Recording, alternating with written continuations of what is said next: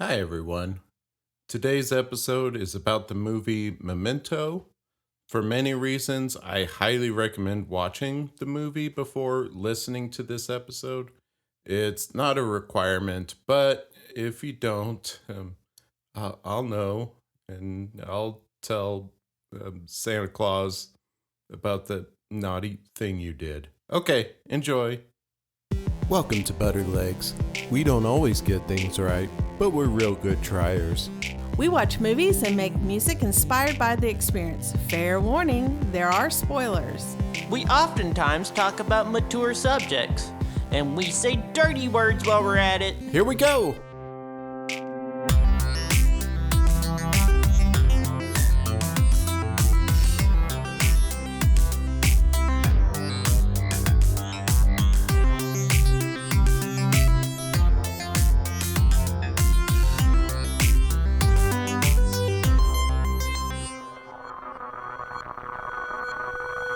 I know that you're very interesting. I was going to say odd, but I won't say your interesting take on many things conceptually wants you to make this podcast all chopped up like the movie, but it's not going to make any damn sense to our listeners. How do you know I'm going to do that? You're going to do it. That is what you were going to do. I'm totally going to do that. Oh my God. Oh my God. This episode's going to be all out of order, and it's... Oh God. Our poor, and here, what if it's someone's very first, they're just unwrapping the butter legs. They're just taking a little bitty bite, and they're like, what the hell? Here, consider this. When Christopher Nolan was pitching, trying to get distribution of his movie, he screened it for a whole bunch of bigwig Hollywood people, and nobody took him up on it. Like, they all passed because they all said the audience would be totally confused by this. And then randomly some other guy that I can't remember the name of was like, "Ooh, I think it's a good movie," and then it made a whole lot of money. So that's what's going to happen to us if I chop this damn thing up and make it all artsy. Okay. What if the listener, this was their first episode, and they're like, "Is every episode really confusing?" And then they listen to more episodes. They're like, "Whoa, these fellows, these butter hosts are funny." I hope so. But butter leggings, just get through it. I mean, there'll be another episode. I mean, and even the next one. Next one's gonna be weird because it's gonna be an audio play. It's gonna be weird too. Like, just skip ahead. It's fine. Now, Line Kick Theater Productions. Now, the one thing that the movie has as an advantage for this format over us is they can use like the black and white. The one thing is there's the black and white scenes versus the color scenes, and so visually you're just like, okay, this is a different point, and there's fade-ins and stuff, and we don't have that. We can't have a black and white part of the podcast. We don't have that. We don't have Christopher Nolan. We don't have Guy Pearce. We don't have a lot of things going for us we have people us. So that people invest their time. They go, well, it's Christopher Nolan. I'll give it a watch. Or it's Carrie Ann Moss. Love her. Love The Matrix. Let's do it. No, we're just gonna F with people. We have each other and our dear friendships. We have each other, our dear friendship. And the other thing that we have is the power of music and sound. So in between the scenes, whenever it flips back and forth out of order, butter leggings are going to hear this sound. Hello, butter leggings. I'm Jay. I'm Sin. And I'm Alex. How's everyone doing? I'm good. How are you? Good. I'm good because I just had a bowl of Count Chocula. Okay. Can we talk about the Count Chocula box and all that's going on there? Yes, please. It doesn't look, that is not what it looked like. a long time ago. Okay, so I was walking through Target and I saw that they were already selling Count Chocula, even though it was the last day in August is whenever I went through there. And it's a seasonal cereal now. You know, they only sell it leading up to Halloween and stuff. Which is silly. Yeah, but they've got these 4 different cereals that are part of their like seasonal Halloween monster series cereals. And one of them's Count Chocula. They've redone the boxes so they all look the same, and they have a white background rather than the dark background that they used to have.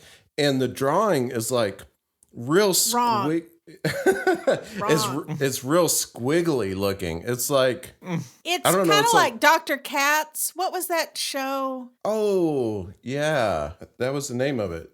Dr. Katz, professional therapist. Yeah. Yeah, it's real squiggly on purpose, but I think it looks like dookie. It's like zigzaggy pencil drawing. I brought the box. I brought the box in here. And so if you're playing along at home, you can Google Count Chocula and try to find the image that looks like the white background and the squiggly pencil drawings if you want to see this. With the gray earmuffs. So that's what I'm about to talk about, because I don't know what those are. He's got so Count Chocula has these things on his ears. They look like gray potatoes. You can't see his ears. They're just like these gray potatoes on the sides of his head. It's very unclear what they're supposed to be. And you would maybe think like, oh, maybe he's got some funny like monster elephant ears or something like that, you know, because they're those gray, like kind of big, roundy, circly ears. But then you go to the back of the box and he's got like his pointy ears. Like Maybe you would he's expect. cold. He's cold on the front of the box. Yeah, I don't know. And so the other weird thing is it's described as chocolatey cereal with monster marshmallows. But these marshmallows, they don't look like monsters at all. They look like lumpy half circles. Let's also talk about, okay, so my whole childhood, there was Count Chocula, Frankenberry, and Boo Berry. Yes. Who is Fruit Boot or Fruit Brute? Yeah, so there's this new one also called Fruit Brute. And it's a wolf. I'm guessing like a werewolf named Fruit Brute. But there's already fruit syrup. There's 2. Frankenberry, Boo Berry, Fruit Boot. Like, it's unnecessary. There's no need for Fruit Boots. What's also weird about Fruit Brute is fruit is spelled Frute. And I'm not sure what the purpose is there, because fruit already rhymes with brute. They didn't need to change the spelling. I don't feel like there's anything gained there. But either way, I am about halfway through my Fruit Brute costume for this year's Halloween. Let me tell you, the best one is Frankenberry. That's the better cereal. I like Cinnamon Toast Crunch. No, out of these. Oh, I don't like any of them. I really like Frosted Flakes. Did you two know that Memento is an anagram for teen mom? No. Oh my God. Hey, write us butter leggings if you think that Guy Pearce looks like Jerry Seinfeld. Thank you. I really like Frosted Flakes, but I feel like they're smaller. I feel like the flakes are smaller. And is it maybe just because I'm not a child? Is that it? Or are they truly smaller? I seem to remember that you would get some that were like, especially some that were like, oh, here's that one abnormally big one that's like the size of a potato chip. I know. I'm looking it up. Are Frosted Flakes smaller now? Can I buy big Frosted Flakes? Did you find anything? I mean, a lot of people are saying that's what you get. It's called shrinkflation. which isn't a word, by the way, people.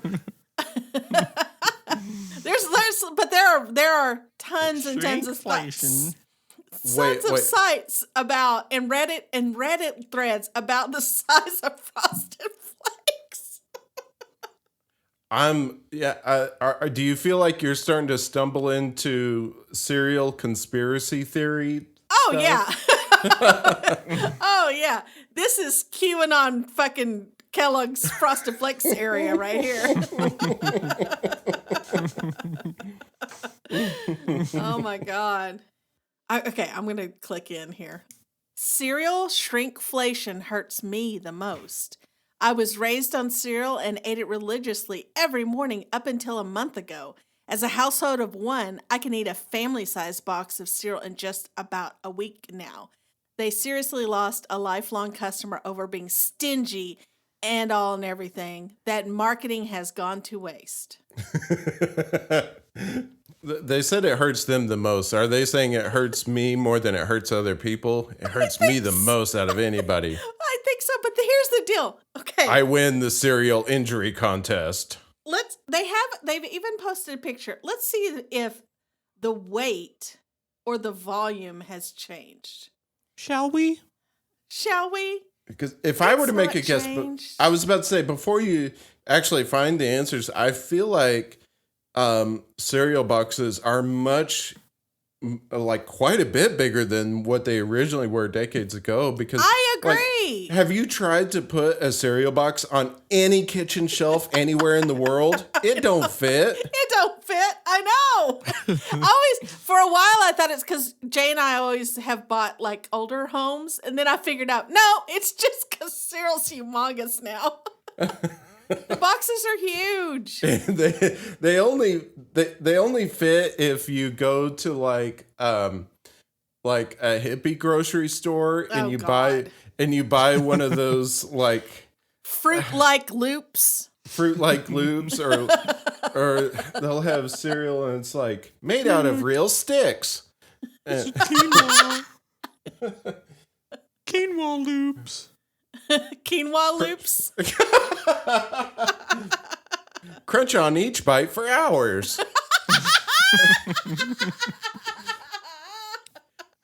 And don't forget your vegan goat milk. Yeah.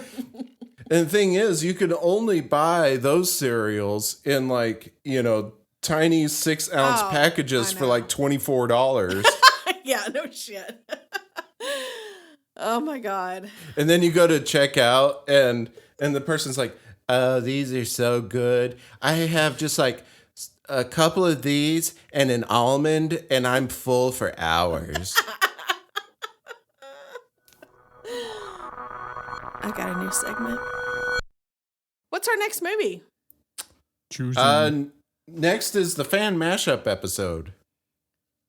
So let me pull up our thingy. So in the same episode, we are going to be talking about Fight Club and Interview with the Vampire. Oh my goodness. Wow. Okay. Okay. Likely to have a Lion Kick Theaters production coming up. Oh my God. Bringing it back. So hard. They're so hard.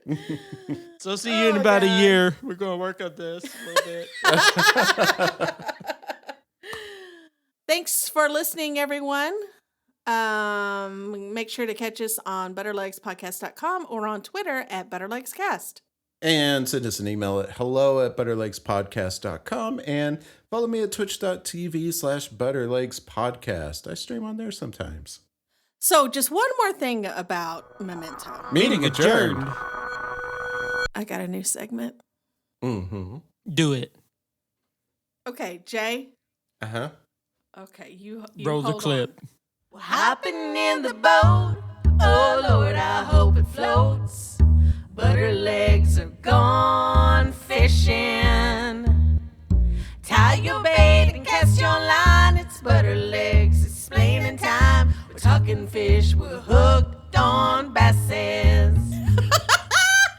segment. This is my new segment called Hooked on Basses.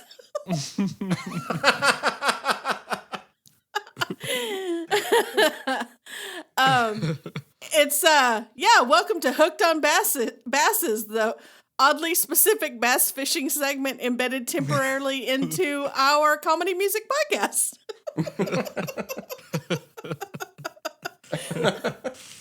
So I was thinking, we'll explore all things bass fishing adjacent, as well as just purely bass fishing. But to kick off this inaugural Hooked on Basses segment, I want to play a little game. Okay. So the game is, who is it? Jimmy Houston or Dale Earnhardt? Oh, God. Now, I'll preface this by saying I'm going to speak as if they are both alive because one of them is deceased. But we're going to act like they're both alive as I speak. So, who is it? Jimmy Houston or Dale Earnhardt? And I'm going to ask a series of 5 questions. And I'm going to give you each a chance to guess. And we'll see who ends up being the winner. Okay. All right. Let's flip a coin. I don't know how to flip coins on the internet, so decide. If you Google flip a coin, Google has one built in to their search. Okay. Jay goes first. Heads. Okay. Here we go. Now remember, get this solidified in your mind because I know that you are not as familiar with Mr. Houston as I am, but. As in, not at all, hardly. Jimmy Houston learned about him from listening to the last episode of Bird Legs. That's right. Dale, as you may know, Dale Earnhardt was a champion race car driver. Jimmy Houston is a champion bass angler, fisherman, fisher person. Okay. All right. Here we go. Jay. Mm-hmm.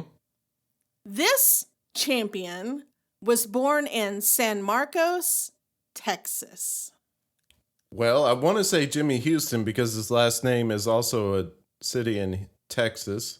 So maybe he's Texas all around. Jimmy Houston. Okay, Alex? Dale Earnhardt, baby. Okay, the answer was Jimmy Houston. Oh, shit. Okay. This champion has a net worth of $70 million. Ooh. Dale Earnhardt Sr., baby. Okay. Jay? I also think Dale Earnhardt. All right. You guys have a good nose for that. It's Dale Earnhardt. Because can you really make that much money catching bass fish? Okay, let me give you a guess of how much Jimmy Houston is worth. Y'all get one guess each. Okay. Okay. He got the 15 million. Okay. Alex? 7 million. Jimmy Houston is worth $7 million. Yes! That felt right. Okay. This champion stands at just 5 feet 4 inches. Dale Earnhardt Jr., baby. I kind of want to say Dale Earnhardt because it makes sense, like getting in those little cars and yeah, Dale Earnhardt. Alex? Jimmy Houston. Alex is correct. It's Jimmy Houston. All right. Now buckle in for this one. This champion had a fishing lure created for them called the Lucky Strike spinnerbait. Oh. Alex, you get to go first on this one. Dale Earnhardt Jr. Senior. Yeah, it feels like a trick question. I'm just going to go with the obvious answer and say Jimmy Houston. I think it's a double trick question. The Lucky Strike spinnerbait was created for Mr. Jimmy Houston. The thing is, the thing is Dale Earnhardt also had a lure named for him. It was just a different type. So you're both wrong on that one. Jimmy Houston made the spinnerbait. Like, I don't know. Do you guys know a lot about like bass fishing bait? Because I actually do. There's like ones that are squishy and look like worms, and they're really fun. Like when you're walking down those aisles in sporting goods stores, like you kind of reach over and you squish them. It's like, it feels funny.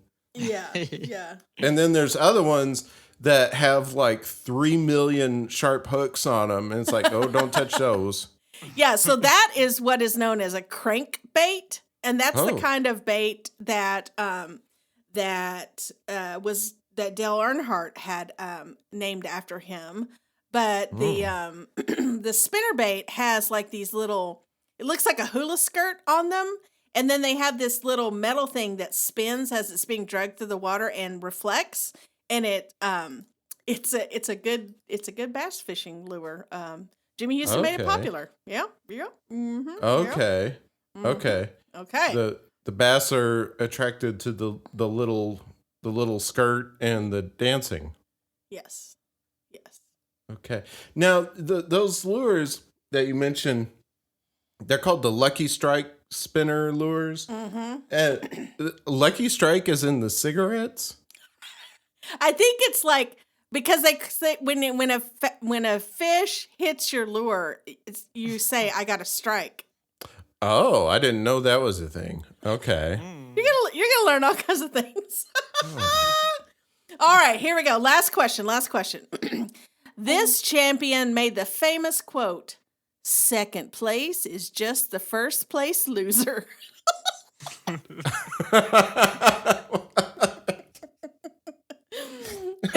Ricky Bobby. Jay?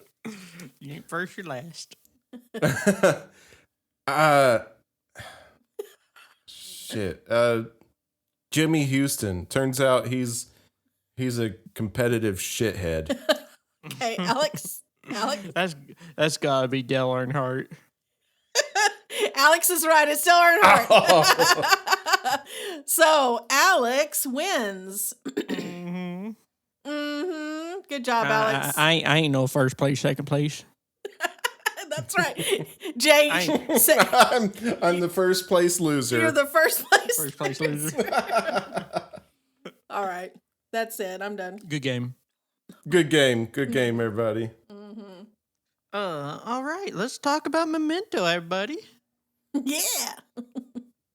Then you play my song. Oh, can I preface it though? Mm-hmm. I guess I'll share and tell now. Okay. So my song is it is a parody, but it's not done in a way that's like mimics the instrumentation. It's just the tune of the song is parodied. I use a lot of auto-tune for effect, I probably do need to auto-tune my vocals because they're not perfect, but I use it for effect, not and you'll see it. It's like extreme auto-tune. So yeah, that's on there. And Jay did help me with the music, so thank you, Jay. Yeah, and welcome. yeah, this Thank is you, my JJ. song called Polaroid. Look at this photograph. Every time I do it makes me mad. Some guy who got shot in the head. I wonder how he wound up dead. I know that my name is Leonard, but anything new is hard. Oh yeah, my friend Teddy, and we're looking for a guy named John G.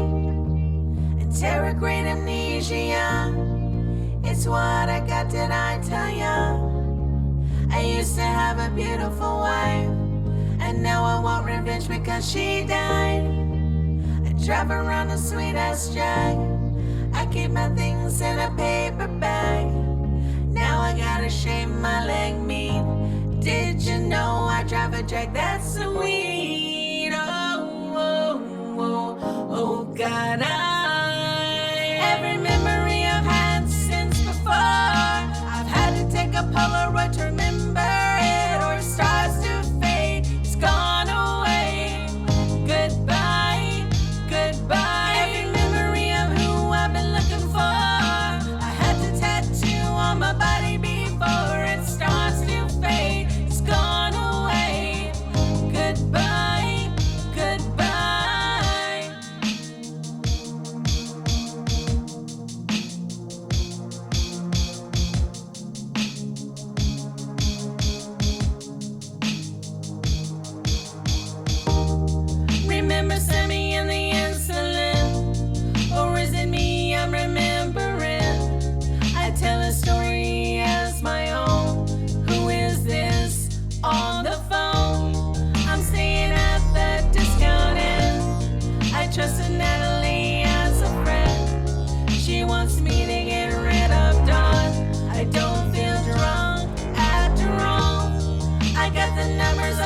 license plate. John Edward Gamble is his real name. What am I supposed to do? Oh yeah, it's written on this tattoo. I meet Jimmy in an old warehouse. Is he the guy that killed my spouse? No, Teddy is the one. Don't believe his lies, use this gun. No, oh God, every memory I've had since before. I've had to take a Polaroid to remember it, or it starts to fade. It's gone away. Goodbye, goodbye. Every memory of who I've been looking for. I had to tattoo on my body before it starts to fade. It's gone away. Goodbye, goodbye. Every memory I've had since before. I've had to take a Polaroid to remember it, or it starts to fade. It's gone away. Goodbye, goodbye. Every memory of who I've been looking for. I had to tattoo on my body before it starts to fade. It's gone away. Goodbye, goodbye.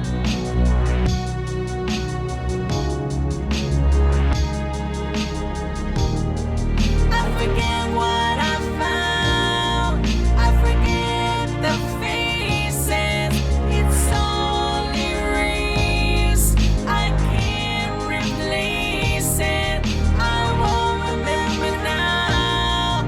It's hard to believe it. So hard to recall. Too hard to retain it. Look at this photograph. Every time I do it makes me laugh. Every time I do it makes me. That makes two songs that are Nickelback adjacent, which I never expected in my life. That's funny. Look at this photograph. What's funny is, that's a really funny concept of, look at this photograph and in the context of this movie and choosing that for a parody. But it's really interesting how much better of a song you have made it, even though it's like, in some, in many ways, it is still the same song, but it's so much more pleasing to listen to than old goatee man going, "Ugh." His butt vocals. Yeah. Whenever Sin had this idea, she was like, "I'm going to do this Nickelback parody," and she told me, because she was like, "I want a little bit of." She was asking me for a little bit of help on some of the music parts, but she had this concept like right from the start. I feel like, right, of like having it be this synth pop thing. Yeah, I knew I wanted it to be synth pop. I knew I wanted extreme auto tune, because I knew that he does this thing in all all his words, like photograph, like there's a lot of bends in each note. So that's where auto tune shows up. It's like it does that robotic thing, and he does it all over the song. It's like, oh, I knew that would be good, so that's why I planned it that way. Yeah, that's a great choice. I would have never thought to do that to that song, No. I guess I just love me some Nickelback. Secret fan over here. Just yesterday, I realized that Nickelback is probably a play on the football position quarterback. What? Ooh. Isn't that stupid?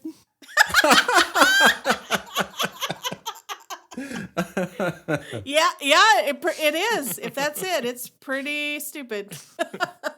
It is a term. I just looked it up. Nickelback is a term in the football. What? It's not. I'm not saying that's the reason why nickel. Let's look at that up. Okay, so this. Oh God, this is the reason Nickelback named their name. This is the reason why Nickelback has the name Nickelback. You ready for this? gonna be real lame. The band later changed its name to Nickelback, which originated from the nickel and change that band member Mike Kroger gave customers at his job at Starbucks. He would frequently say, "Here's your Nickelback." Oh God.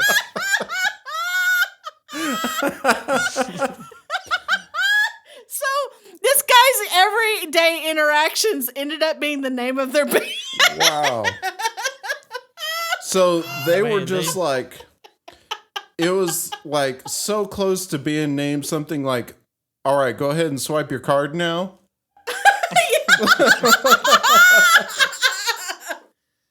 Do you want a bag with that? So it's like, ladies and gentlemen, tonight, bag with that. Oh, I hate that band even more now. Says one of the members of the Butter Legs podcast. Yeah, no shit. Yeah. I never know how to explain our name. I'm like, I don't know. Just go to the podcast. I can't explain the name to you. All I'll say at this point, I still want to shroud it in mystery why we're called Butter Legs. But it offers us that we are the only Butter Legs that there is. You won't accidentally find true. a different podcast while looking for us. This is true. We almost called ourselves Welcome to Starbucks, but none of us lived as much as the Nickelback people, so we never worked at Starbucks. Oh my God. I hate that I have that knowledge because this shit's gonna come up somewhere down the line. Someone's gonna go, "Why'd they name Why'd they name themselves that?" And I'm gonna sit there and be like, "Do I say something? Do I say something?" Because like you don't want to be the person that knows why. Yeah, you don't want to be that person. What a jackass! I don't know. What a jackass too, because that's not even really funny. Like you were just saying it like it was a joke. And I bet the customer's like, haha, yeah. So dumb. Oh my God. Oh, can I preface it though? Mm-hmm. Hey everybody, hey Butter Leggings, it's Alex. Just had a little note about this intro song. Well, I was trying to do a Bruce Springsteen-esque one, but I got tired of trying to find drums that sounded right, so I just did everything wrong. Enjoy. You better get your notepad. We're gonna watch a movie. It's gonna be confusing, and ironically, it will test your memory. We're gonna watch Memento and talk about it on Butter Legs. We're gonna watch Memento and talk about it on Butter Legs all night long. So yeah, Memento. It was released in 2001 and directed by Christopher Nolan. Written and directed. Yeah, written by Christopher Nolan and his brother, Jonathan Nolan. Ah. Uh-huh. Yeah. And I think actually more of the writing credits go to his brother. But I'm not really an expert on it. I read a little bit on it, but I don't feel like I can really tell the story very well. Yeah, I think they collaborate quite a bit. Good thing we're talking about it on our movie podcast. We just don't feel like it. But Butter Leggings, just a reminder, you don't come to us for movie facts. You come to us for how does this relate to Jimmy Houston, bass fishing champion? We're good triers unless we don't feel like it. I love this movie. Me too. It was good. First time I saw it was I was in college and I was taking a film appreciation course and we watched it in there. And I remember whenever we were done, it was kind of a big class, like in an auditorium type of setting. Yeah. And just like everybody, all the students coming out of that movie we were all just like, oh my God. After watching that movie and talking about it with the professor, we're all like so fucking smart now. And we were just so pretentious and stuff. Hey, when you took that class, was it with the guy that kind of wore like, he kind of had like big old belt buckles and stuff? He like an old man? Well, he was older. I don't remember belt buckles. Oh, I don't know why, but I remember him having like a huge belt buckle. I mean, that's seems kind of likely being in Arkansas. Yeah.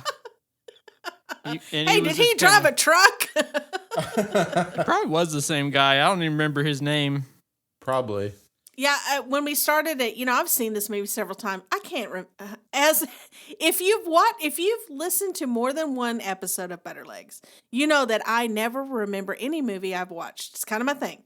So, so then you go into Memento, and I'm like, yeah, I have no idea what happened. I was like, I don't think he gets the right guy at the end, but I don't remember. It'll stop you like mid popcorn snack, like oh shit, I need full concentration, like I don't know what's going on. I was like, I feel like I need to really pay attention, get my notes out. It just don't do like other movies, y'all. Oh, by the way, Butterlegs, you probably should have said this at the beginning, but if there's any episode you need to pause it right now and not listen to us talk about it so much, is you need to pause it right quick and go watch Memento, then come back and listen to Butterleggings, because we don't want to ruin it for you. Mm-hmm. Yeah, right. And I agree. This is one of those that I really believe strongly that the less information you know about this movie going into watching it the first time, the more powerful it is, probably. Yeah. Oh yeah, for sure. Yeah, it's so good. And I wonder, I've never obviously read the, script or whatever, but like, I just wonder, like, was the story about just the concept, and then Christopher Nolan knew how to break it up in that very interesting way? Or did the story also break up that way? You know what I mean? Like when it was written. Yeah, I did read that part. At first, the story was written in like regular forward order. Linear. Yeah, linear chronological order. And that came about later. It was just like one of them had the idea, ooh, what if it's like kind of backwards or out of order? Yeah. And then, ooh, what if some of it's in black and white and then color? Mm-hmm. Yeah, I think that's just so clever to be able to keep the storyline straight. Like, okay, this part matches up with this other part because it's black and white. This part's in color, and they also do some neat stuff with the music. It's different whenever you're in the black and white parts versus the color parts. Yeah. The color parts are a little bit more like long legato strings, and it's kind of like kind of epic sounding.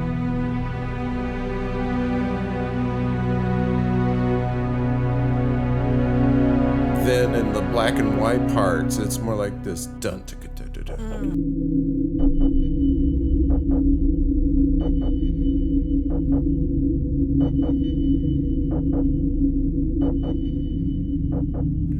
It's a little bit, it's darker, it's more staccato. All right, so now that we've given our warnings about spoilers, so this is for any of you who are like, I'm just never gonna see it, maybe just like real quick overview, and also so we can remind you of some things, so maybe our songs make more sense.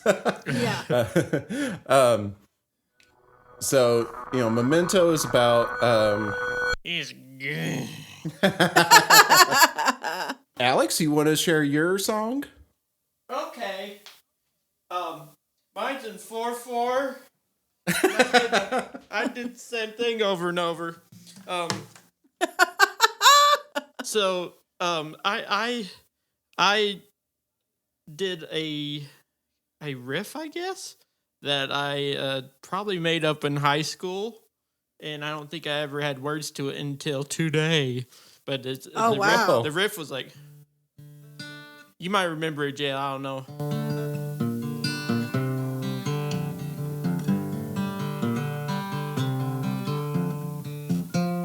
Anyway, you'll hear it repeat the same phrase over and over, and that was kind of the feel of the movie of just like repetition.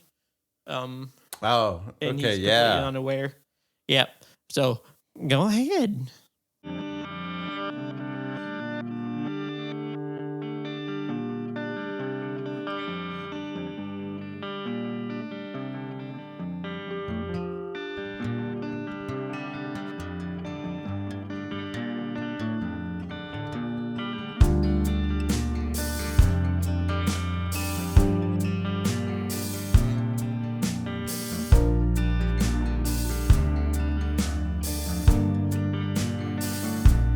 Here I am again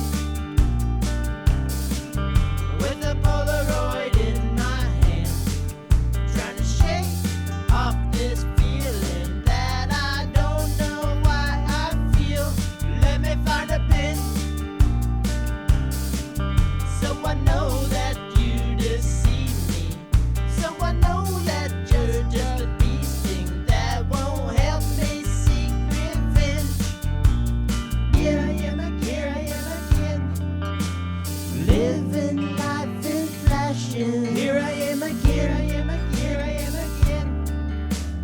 covering life in ashes.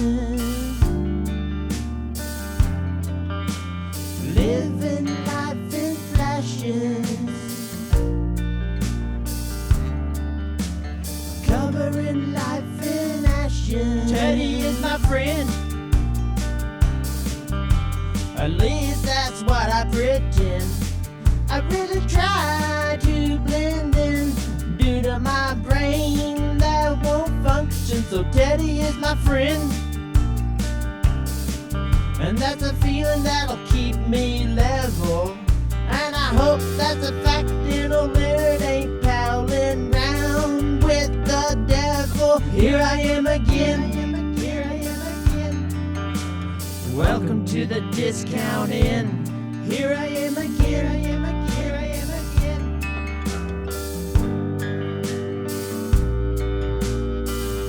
I don't feel drunk.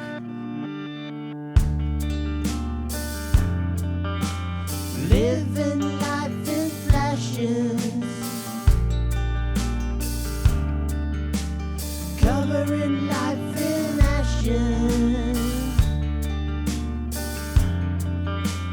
Living life in flashes. Covering life in ashes. Ooh, that's awesome. Oh, that was so cool. I really liked the use that you did of like going into like the halftime parts. Thank you. Yeah, that was really cool. And the like regular guitar playing you had is really cool, mixed in also with there was like some reverse guitar in there. Mm-hmm. Yep. The song itself and like the whole sound of it, boy, it really feels like it can go on what was the name of that album? The Moon in Antarctica by Modest Yeah. Mouse. Yeah, Oh totally. man, you could just slip that right in. Nobody would Who think is twice. It's so good. Modest Mouse. Oh, okay. Yeah. Good job. That's a tune you've had in your head for that long? That guitar riff just came to me. But yeah, I made that up like in high school. Did you remember it, JL? Yeah, I do You recognize did? that. Yeah. hmm I guess I'll share and tell now. So, Memento is about this main character, Leonard, who's played by actor Guy Pearce, and he's great in the role. He had a traumatic event, and he has anterograde amnesia. So he remembers things before the accident, but going forward, he can't make new memories, and he just kind of resets from time to time, and he'll be in a situation, and he's like, he doesn't remember how he got there or what he's doing. So he has all these notes a system with photographs, and he has tattoos all over himself, reminding himself what to do because also his wife died, and he's trying to get revenge on the person who killed his wife. That's right. Yeah. Good analysis, JJ. Thanks. And I want to say one other thing real quick. So, another part of it is a lot of people describe this movie as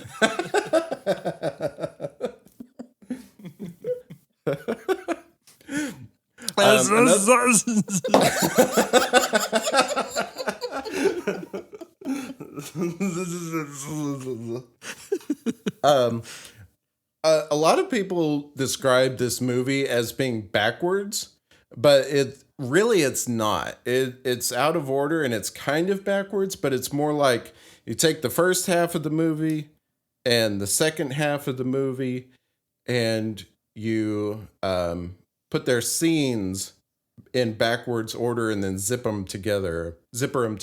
Yeah. Or actually, rather, no, the first half of the movie is in chronological order, and the second half of the movie is backwards, and then you zipper them together. That's what it is. Don't you think that Guy Pearce looks a little bit, and even sounds a little bit like Jerry Seinfeld? I've never thought that.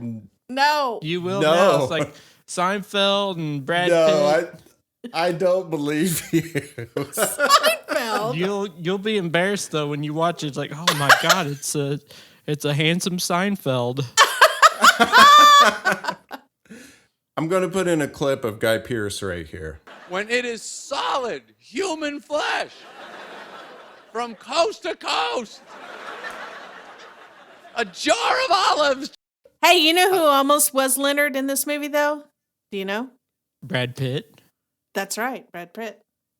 Scheduling conflict. He would have been good in it too, though. Yeah. Yeah, I would have. Looks like Jerry Seinfeld, though. Guy Pearce does. I really love Carrie Ann Moss's performance in this movie. Mm-hmm. I think she is so good as Natalie, and like the scene where she purposely makes him angry just to manipulate him, and goes outside and comes back in and stuff, and she's like completely different person. So that acting would be so hard to do, I would think.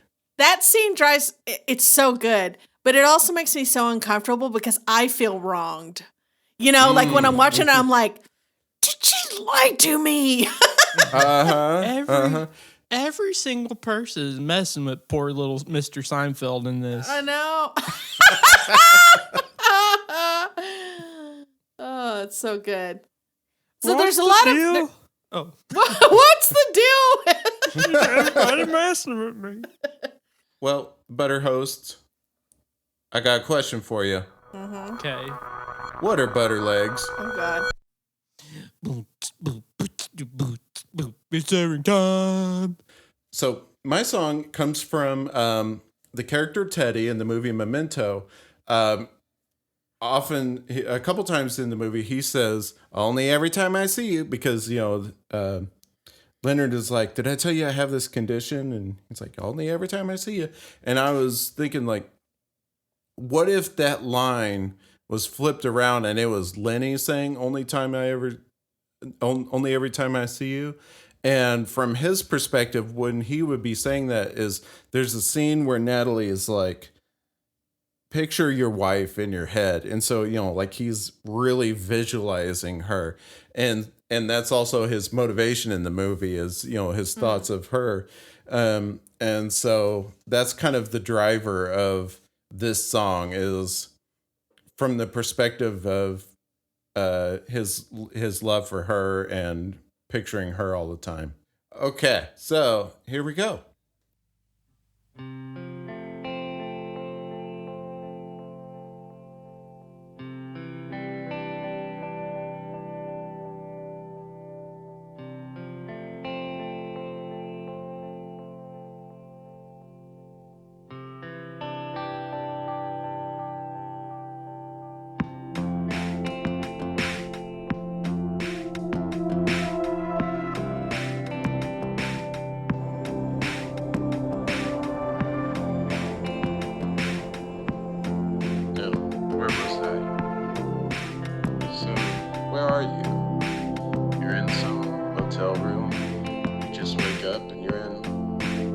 don't know. There's the key. Feels like maybe it's the first time you've been here, but perhaps you've been here for a week, 3 months. It's kind of hard to say. I don't know. It's just an anonymous room. How am I supposed to heal if I can't feel time? Only every time I see you, I still remember when you were mine. Only every time I see you. How often do I get to say I love you? Only every time I see you. I can't remember to forget you. Only every time I see you. You really need a system if you're gonna make it work. You gotta learn to trust your handwriting. It becomes an important part of your life. Write yourself notes where you put them. It's really important. You need a jacket that's got like 6 pockets. Particular pockets for particular things. You have to be wary of other people writing stuff for you. It's not gonna make sense. It's gonna lead you astray. I don't know what makes people take advantage of somebody in this condition. How long have I been working? How long has she been gone? This is all backwards. How am I supposed to heal if I can't feel time? Only every time I see you, I still remember when you were mine. Only every time I see you. How often do I get to say I love you? Only every time I see you. I can't remember to forget you. Only every time I see you.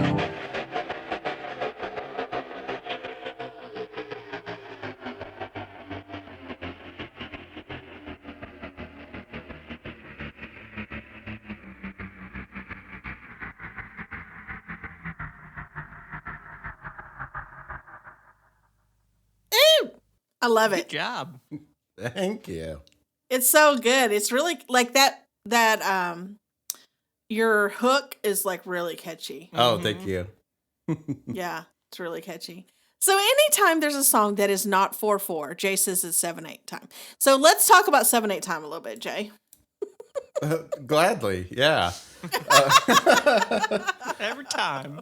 Every time. Well, in that song right there, the chorus is in 4/4, but the rest of the song is in 7/8. Of course it is. And you can count 7/8 in quite a few different ways. You can chop it up just depending on how the song kind of needs to go.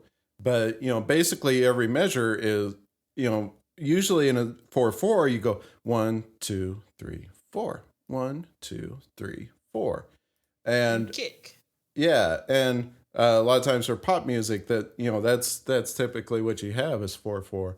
As 7/8, it takes out just half a beat in there, and so sometimes it can kind of feel like it goes a little bit too fast, or it's missing something, or it'll have like an asymmetric feel to the beat depending on how it's broken up. But a lot of times you can kind of count it as like 1, 2, 3, 4, 1, 2, 3, 4, 1. It goes into the next measure just a little bit too early is what it sometimes can feel like. And so that was kind of what I was going for with that, was like thinking of Leonard and like he's missing these memories and things are coming at him at unexpected times, and something just feels a little bit off. And so during the parts of the song where there's like I'm doing the narration, I'm just repeating the stuff that Lenny said in the movie. Those parts are in 7/8 time. It's very conceptual. I like it though. Yeah. Thank you. It's cool. Yeah, I tried to do some stuff also with like the actual music in those parts. Like during the narration, there's never any like full chords going on, like no triads or anything. So it's almost like there's notes missing. And then whenever you get into the chorus, then you do get those full chords. And I think it gives those parts a little bit more like dynamics. It's kind of like, woo, like there's the music. It all kind of makes sense now. It's all in 4/4. I've got these full sounding chords, and the two sections feel very different from each other. Yeah, I agree. Totally. That was also kind of trying to parallel in Memento the two sections of the movie. Essentially, you got the black and white section and the color section, and they feel very different from each other. And I wanted to kind of copy that. The narration parts where he's on the phone feels different than like the quote unquote regular parts of the movie, the second half. It's good. Thank you. It's good. What are butter legs? Oh, God. What are Butterlands?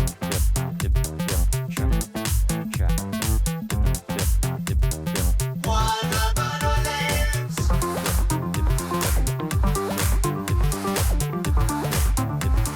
What are Butterlands? It's time to play everybody's favorite game. What are butter legs? So can you stare down your opponent on Jeopardy? Like, can you just turn to your left and just stare at the other guys or other people, I should say? What are the rules for the interactions?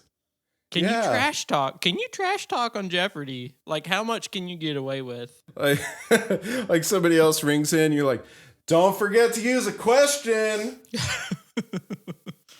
Not in my house. Not in my house. Oh, you don't know about rocks. Your mother. All right. The categories are Guy Pierced. And notice that's the past tense of the verb pierce. Next category, 2001. All of the clues there involve events that happened in 2001. And then last category is Memento. Notice M-E-N-T in quotation marks. So the letters M-E-N-T will be in every response that you give. Hey. Alex, you get to choose first. Okay. Give us a category and a dollar value. Memento for 600. A part broken off or a small detached portion starts with an F. What are Whoops. Fudge. Check. Oh, I saw the answer. I did not mean to do that. Go ahead and give the answer. Fragment? What are fragment? That's correct. What are fragment? Whoops. Just like in real Jeopardy, where they accidentally show the answers for a second. Dang it. Like a true basketball champion, I'll go next. Mm-hmm. All right, Sin. Let's take Guy Pierced for 600. Guy Pierce for 600.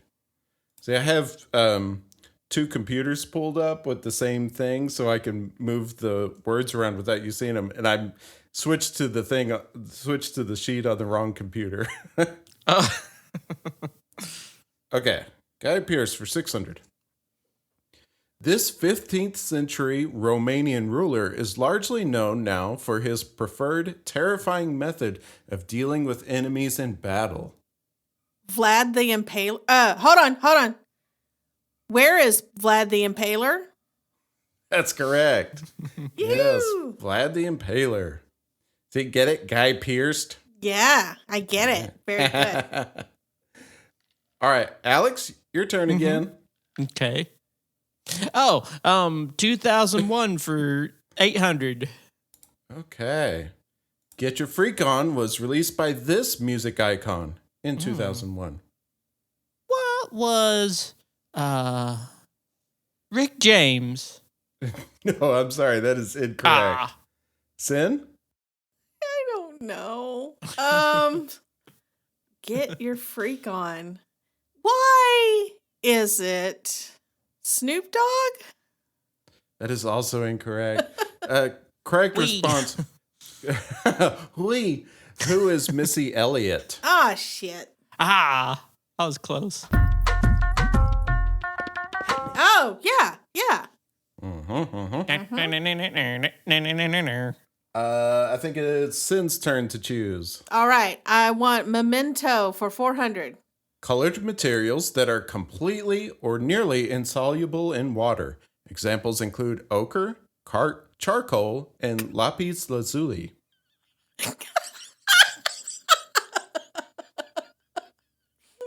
Carcoal. Charcoal. Carcoal and lapis. That would be pigments. Thank you. But thank you, but shit.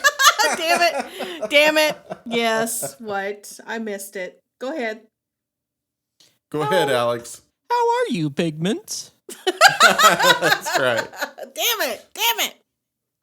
Yeah, that tripped me up moving from the word ochre, which has a CH as a K sound, and charcoal, which has CH as a ch sound. Uh-huh. Thanks, English language. Alex, it's your turn to pick. What is Memento for 800, please? A deduction from the full amount of a tax. Starts with an A. Would it be an allotment? That is incorrect. Dang it. Deduction from gotta put my accountant hat on for this one. Little visor. Gotta have one of those green lamps and with low light and scrunch over and do my figuring. This is not my answer. I want to say adamant, but that's not it. Hold on. Oh, I know it now. I don't know it. Alex, you want to guess just for fun? It's an adjustment, isn't it? No, not a bad guess, Oh. but that's not it. We were looking for what is an abatement. Oh, I would have not got that. Michelle, you're at negative 400, and I'm at negative 200. I would like Guy Pearce for 800, please. All right, here we go. This serial killer in East End of London in the late 1880s was suspected to have knowledge of surgical procedures. I have prepared my entire life for this question. Yeah. Creepy.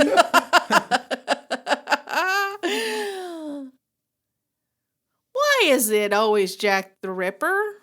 That's correct, Jack the Ripper. Bonus, They what never- was his real name? Well, don't know, do you? Don't nobody know because that's a trick question because why? That's right. No one knows.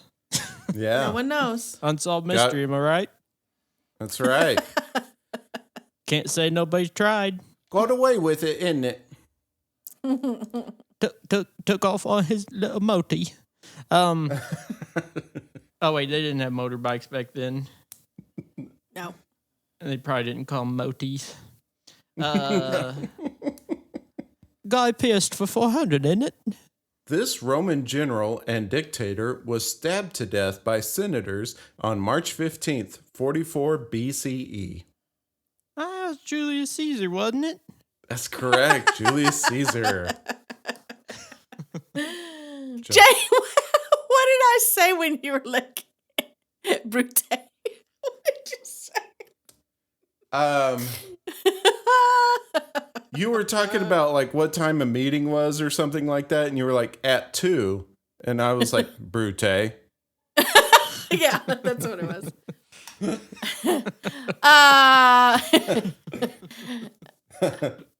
2001 for 600, please. 2001 for 600. This Russian space station was taken out of orbit and destroyed. I don't know space stuff. The only Russian thing I know is Laika the dog, and does it smell like Sputnik? That is incorrect. Yeah. Alex, do you know? How come isn't it the Vujnik? I don't know. I didn't expect you to like try to like pass off some Russian shit and be like, it's a Springland.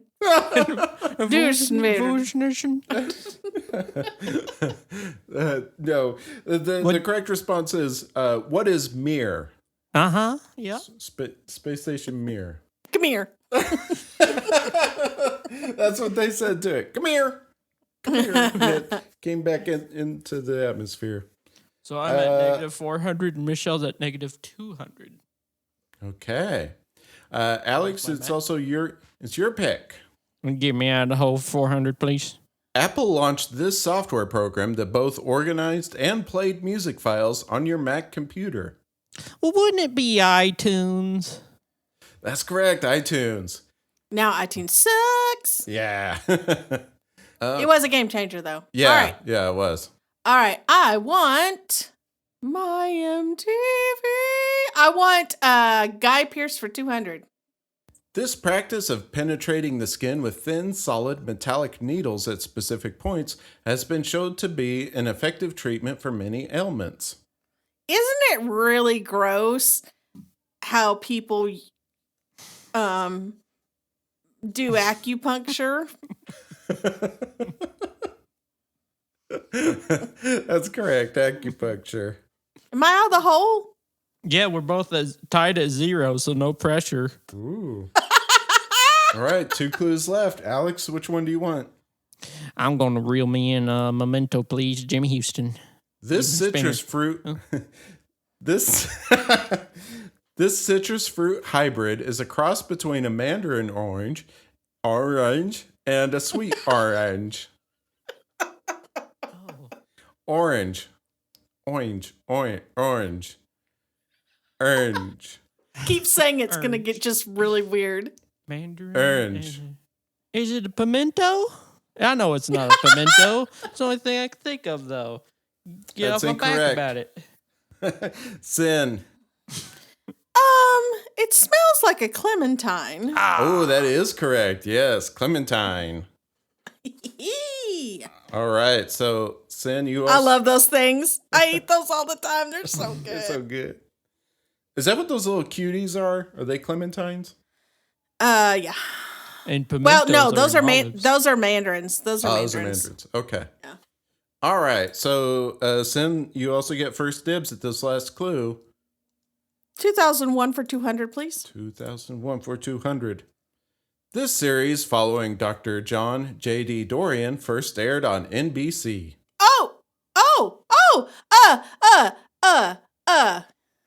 Wouldn't it be awesome if it was Scrubs? That's correct. Yes.